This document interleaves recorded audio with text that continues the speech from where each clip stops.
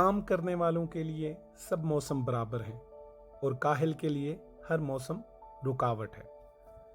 ये कौल ज़िंदगी के बुनियादी असूलों में से एक है। ये हमें बताता है कि मेहनत और जज्बा रखने वाले अफराद किसी भी हालात में अपना काम जारी रखते हैं, जबकि सुस्ती और काहली के शिकार अफराद हमेशा बहाने तलाश करते हैं। मौसम और इंसानी रवैया।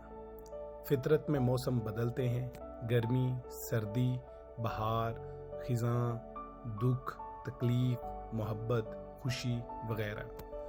मगर असल सवाल ये है कि इंसान इन तब्दीलियों को कैसे देखता है। एक मेहनती फर्द की सोच क्या होगी?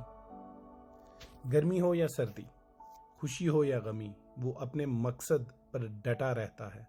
वो मसाइल पर रोने या कमज़ोर महसूस करने की बजाय इनके हल तलाश करता है। जबकि एक काहल फर्द की सोच क्या होगी? वो हमेशा किसी न किसी रुकावट का बहाना बनाता है। गर्मी बहुत है, काम नहीं हो सकता, या सर्दी ज़्यादा है, अभी नहीं कर सकता। कभी खुशी का बहाना और कभी गम का रोना। मेहनती लोग हालात के ताबे नहीं होते। दुनिया में हर अजीम कामयाबी के पीछे सख्त मेहनत होती है। अगर कामयाब शख्सियात मौसमों और मुश्किलात का बहाना बना लें तो वो कभी आगे ना बढ़ते।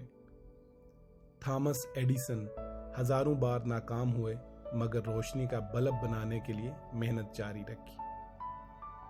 काहिली कैसा रवैया है? क्या यह खुद साख्ता रुकावटों की मौजद है?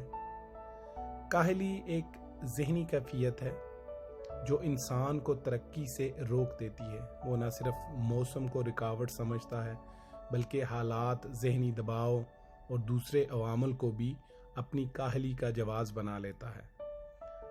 दरअसल रुकावटें हकीकी नहीं होती, बल्कि इंसान के अंदर से जन्म लेती हैं। इस बीमारी का इलाज क्या है? अब सबसे पहले काम को तरजीह बनाएं।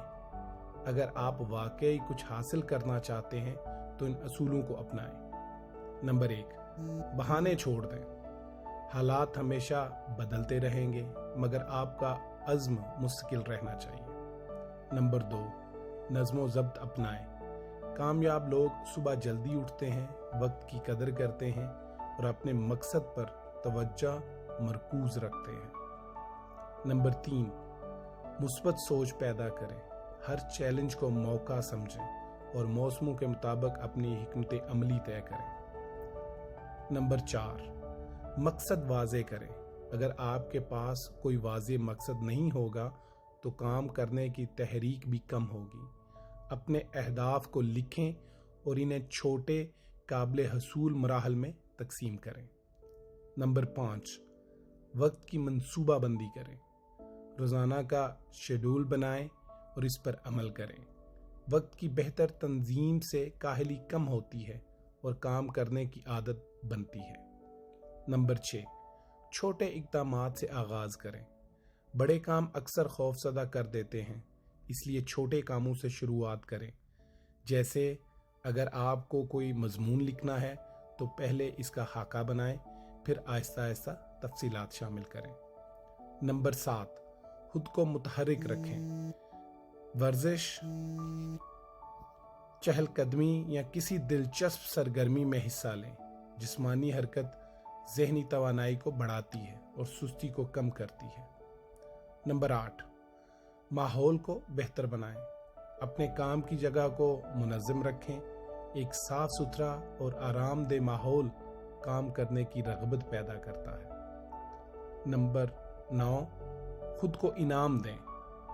जब भी कोई काम मुकम्मल करें, खुद को कोई छोटा सा इनाम दें, जैसे पसंदीदा खाने का लुत्फ़ उठाएं या कोई दिलचस्प किताब पढ़ें। नंबर 10, सुस्ती के असबाब तलाश करें। देखें कि आपकी काहली की असल वजह क्या है। क्या यह थकन है, अदम दिलचस्पी या कोई और मसला? इसके मुताबिक हल तलाश करें। नंबर 11, दूसरों से मदद लें। کبھی کبھار کسی دوست یا ساتھی سے مشورہ لینا بھی مددگار ثابت ہوتا ہے۔ اجتماعی کام کرنے سے بھی تحریک بڑھتی ہے۔